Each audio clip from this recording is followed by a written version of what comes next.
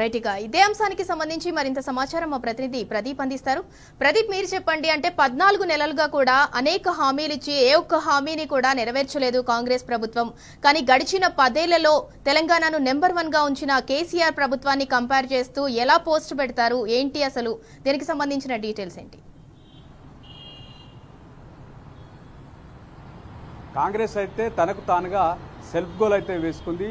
ప్రజల్లో ఏ రకంగా ఉందనేది ఇప్పటికే స్పష్టమవుతుంది. ఎందుకంటే 420 హామీలు ఇచ్చి ఇదే నేటికి 420 రోజులైతా ఉంది. ఇప్పటి వరకు ఒక హామీని అయితే అమలు చేయలేదు.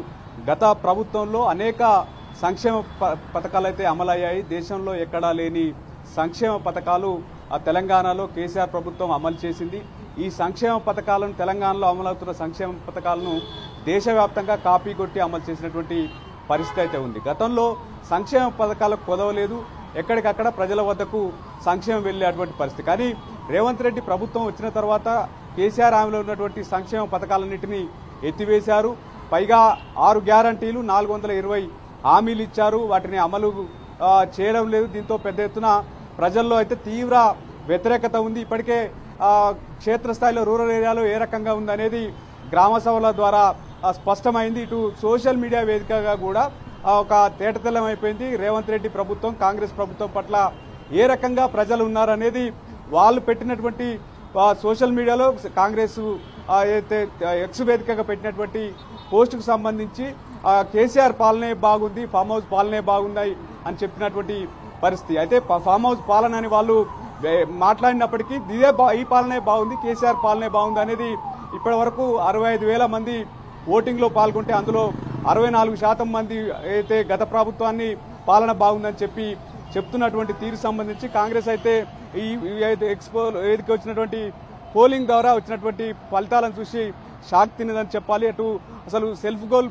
పడింది, ఎందుకు పెట్టారనేటువంటి చర్చ కూడా కాంగ్రెస్ ఉంది. ప్రజల్లో అయితే క్షేత్రస్థాయిలో తీవ్ర వ్యతిరేకత ఉంది. గతంలో సునీల్ కొనుగోలు చేసినటువంటి సర్వేలో కూడా కాంగ్రెస్ ప్రభుత్వంపై తీవ్ర వ్యతిరేకత వచ్చింది. ఈవెన్ మహబూబ్ నగర్ జిల్లాలో కూడా తీవ్రంగా కాంగ్రెస్ ఎమ్మెల్యేల పైన, ముఖ్యంగా ముఖ్యమంత్రి సొంత నియోజకవర్గం కొడంగల్లో సైతం తీవ్ర వ్యతిరేకత వచ్చినటువంటి నేపథ్యం. ఓవరాల్ గా సర్వే ఫలితాలు, సునీల్ కొనుగోలు చేసినటువంటి సర్వే ఫలితాల ఆధారంగా కాంగ్రెస్ అధిష్టానము, ఏఐసిసి ప్రధాన కార్యదర్శి కేసీ వేణుగోపాల్ తీవ్ర స్థాయిలో ఇటు మంత్రులను, ముఖ్యమంత్రిని మందలించారు, క్లాస్ తీసుకున్నారనేది బలంగా ఉంది. ఇచ్చినటువంటి హామీల అమలుకు సంబంధించి క్షేత్రస్థాయిలో అమలు చేయాలి, అమలు చేయడం ద్వారా కొత్త కాంగ్రెస్ వ్యతిరేకతను ఇప్పటికైనా దాన్ని కంట్రోల్ చేయాల్సినటువంటి అవసరం ఉంది. స్థానిక సంస్థల ఎన్నికలు రాబోతున్నటువంటి నేపథ్యంలో ఇదే పరిస్థితి ఉంటే కాంగ్రెస్ అయితే తీవ్ర భంగపాటు తప్పదన్నటువంటి చర్చ నేపథ్యంలో పథకాల అమలు ఉండాలి. రెండోది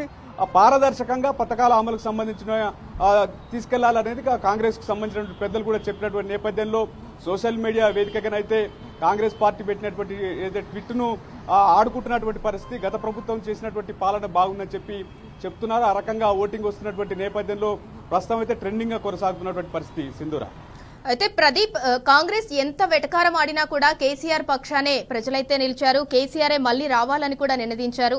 కేసీఆర్ ప్రభుత్వానికి ఎంత పర్సెంటేజ్ మద్దతు లభించింది?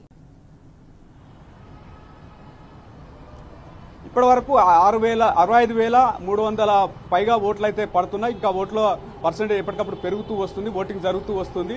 ఇప్పటి వరకు 64% వాళ్ళు వ్యంగ్యంగా పెట్టినటువంటి ఫామ్ హౌస్ పాలనకే 64% వచ్చింది. ప్రజాపాలన అని చెప్పినటువంటి నేపథ్యంలో వారికి 36% మాత్రమే వచ్చింది. 2,80,000 వరకు వ్యూస్ అయితే చూస్తున్నటువంటి పరిస్థితి. ఓటింగ్ మాత్రం 65,300 పైచిలుక ఓటింగ్ అయితే జరిగినటువంటి పరిస్థితి. ఇది మరింత పెరిగేటువంటి అవకాశం ఉంది. ఎందుకంటే ఒక క్షేత్రస్థాయిలో ఒక చర్చ జరుగుతూ ఉంది. ఆనాడు ముఖ్యమంత్రిగా కేసీఆర్ ఉన్న సమయంలో ఏ రకంగా ఉంది, ఇప్పుడు ఏ రకంగా ఉంది అనేది గ్రామాల్లో జరుగుతూ ఉంది, అటు నగరంలో జరుగుతూ ఉంది. సాఫ్ట్వేర్ అన్ని వర్గాల ప్రజల్లో ఒక చర్చ జరుగుతూ ఉంది. గతంలో రియల్ ఎస్టేట్ రంగం ఎట్లా ఉంది, వ్యాపారాలు ఎలా జరిగాయి, ఇప్పుడు ఎలా జరుగుతున్నాయి అనేది ప్రతిదీ ఎక్కడికక్కడ ఎక్కడ నలుగురు జమ అయినప్పటికీ రేవంత్ రెడ్డి పాలనను కేసీఆర్ పాలన అయితే బేరీజు వేస్తూ చర్చించుకుంటున్నారు. రూరల్ ఏరియాలో అయితే పెద్ద ఎత్తున నిరసనలు, రోజు నిత్యం నిరసనలు జరుగుతున్నటువంటి నేపథ్యం. ఇక్కడ అనేక సందర్భాల్లో కూడా నగరంలో కూడా ఆందోళనలు జరుగుతున్నటువంటి తీరు సంబంధించి మనం చూస్తా ఉన్నాం. ఈ సోషల్ మీడియా వేదికగా మరింత ఓటు శాతం పెరిగేటువంటి అవకాశం ఉంది. గత పాలన అయితే వాళ్ళు ఏదైతే ఓటింగ్ ఎక్కువ శాతం గత పాలనకే పడుతున్నటువంటి పరిస్థితి. ఇప్పటి వరకు 64% పోలింగ్ అయితే బీఆర్ఎస్ పాలనకైతే జరిగినటువంటి పరిస్థితి. Right, thank you Pradeep.